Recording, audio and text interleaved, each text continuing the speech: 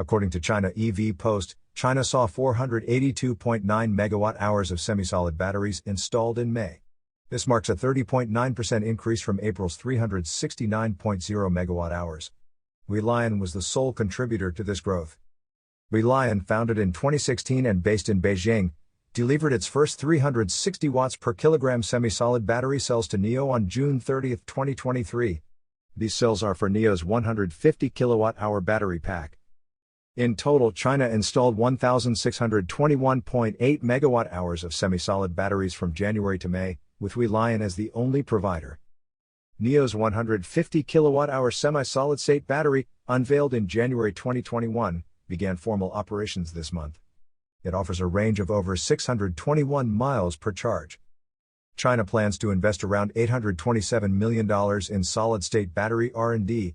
6 companies, including CATL, BYD, and WeLion, will receive government support. You are listening to Yuan News.